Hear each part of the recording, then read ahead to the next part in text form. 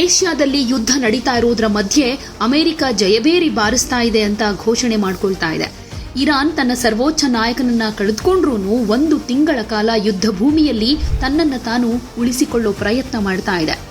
ಇದು ವಿಜಯೋತ್ಸವಕ್ಕಿಂತ ಕಮ್ಮಿಯೇನಲ್ಲ, ಆ ಥರದ ಒಂದು ಸಾಧನೆ ಅಂತ ಹೇಳಬಹುದು. ಇದರ ಮಧ್ಯೆ ಇರಾನ್ ಲಿಖಿತ ಸಂದೇಶಗಳನ್ನ ಶಸ್ತ್ರಾಸ್ತ್ರಗಳಾಗಿ ಬಳಸೋದಕ್ಕೆ ಶುರು ಮಾಡ್ತಾ ಇದೆ. ಇತ್ತೀಚೆಗಷ್ಟೇ ಟೆಹರಾನ್ನಿಂದ ಕಳಿಸ್ತಾ ಇರೋ ಕ್ಷಿಪಣಿಗಳ ಮೇಲೆ ಧನ್ಯವಾದಗಳು ಭಾರತ ಅಂತ ಬರೆದಿರೋದನ್ನ ನೋಡಿ ಜಗತ್ತು ಶಾಕ್ ಆಗಿದೆ. ಇದು ರಾಜತಾಂತ್ರಿಕ ವಲಯದಲ್ಲಿ ಒಂದು ರೀತಿ ಕೋಲಾಹಲಕ್ಕೂ ಕಾರಣ ಆಗ್ತಾ ಇದೆ. ಇರಾನ್ ಇಸ್ರೇಲ್ಗೆ ಕಳಿಸ್ತಾ ಇರೋ ಈ ಕ್ಷಿಪಣಿಗಳ ಬಗ್ಗೆ ಇಂತಹ ಮೆಸೇಜ್ಗಳನ್ನ ಯಾಕೆ ಕಳಿಸ್ತಾ ಇದೆ ಅಂತಾನೂ ಎಲ್ಲರೂ ಆಶ್ಚರ್ಯಕ್ಕೊಳಗಾಗ್ತಾ ಇದ್ದಾರೆ. ಯುದ್ಧದ ನಡುವೆ ಇರಾನ್ ಪ್ರಮುಖ ರಾಜತಾಂತ್ರಿಕ ನಡೆಯನ್ನ ಫಾಲೋ ಮಾಡ್ತಾ ಇದೆ. ಉಡಾವಣೆಗೂ ಮೊದಲು ಕ್ಷಿಪಣಿಗಳ ಮೇಲೆ ಏರೋಸ್ಪೇಸ್ ಫೋರ್ಸ್ ಸಿಬ್ಬಂದಿ ವಿಶೇಷವಾದ ಮೆಸೇಜ್ಗಳನ್ನ ಬರೀತಾ ಇರುವುದು ನೋಡಬಹುದು. ಈ ಕ್ಷಿಪಣಿಗಳು ಭಾರತದ ಜನರಿಗೆ ಧನ್ಯವಾದಗಳು ಅನ್ನೋ ಪದಗಳನ್ನ ಹೊಂದಿವೆ. ಭಾರತದ ಜನರಿಗೆ ಹಾಗೆ ಭಾರತ, ಸ್ಪೇನ್, ಪಾಕಿಸ್ತಾನ ಮತ್ತು ಜರ್ಮನಿಗೆ ಕ್ಷಿಪಣಿಗಳ ಮೇಲೆ ಇದೇ ರೀತಿಯ ನೋಟ್ ಬರೀತಾ ಇದ್ದಾರೆ.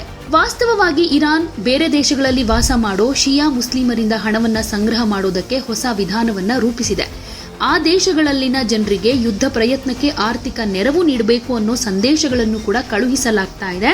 ಹಾಗೆ ಶಿಯಾ ಮುಸ್ಲಿಮರು ಈ ಮನವಿಗೆ ಹೆಚ್ಚಿನ ಸಂಖ್ಯೆಯಲ್ಲಿ ರಿಯಾಕ್ಟ್ ಮಾಡ್ತಾ ಇದ್ದಾರಂತೆ.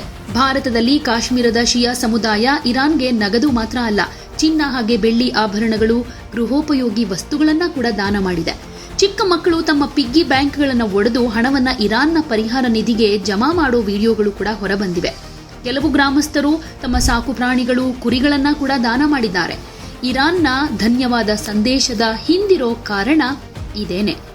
ಇಷ್ಟಾದ್ರೂ ಇರಾನ್ ಕೂಡ ಭಾರತಕ್ಕೆ ನಿಷ್ಠೆಯನ್ನ ತೋರಿಸಿದೆ.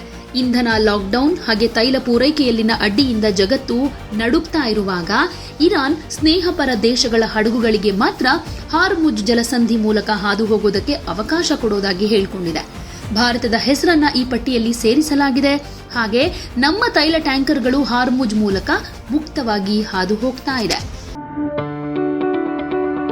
ಯಾವುದೇ ಸುದ್ದಿಯ ಅಪ್ಡೇಟ್ ಅನ್ನ ಮಿಸ್ ಮಾಡ್ಕೊಳ್ಬಾರ್ದು ಅಂದ್ರೆ ಈಗ್ಲೇ ಒನ್ ಇಂಡಿಯಾವನ್ನ ಸಬ್ಸ್ಕ್ರೈಬ್ ಮಾಡಿ. ನಿಮಗೆ ಬೇಕಾದ ಭಾಷೆಯಲ್ಲಿ ಎಲ್ಲಾ ಸುದ್ದಿ ತಿಳಿಬೇಕು ಅಂದ್ರೆ ಒನ್ ಇಂಡಿಯಾ ಆಪ್ ಅನ್ನ ಡೌನ್ಲೋಡ್ ಮಾಡ್ಕೊಳ್ಳಿ.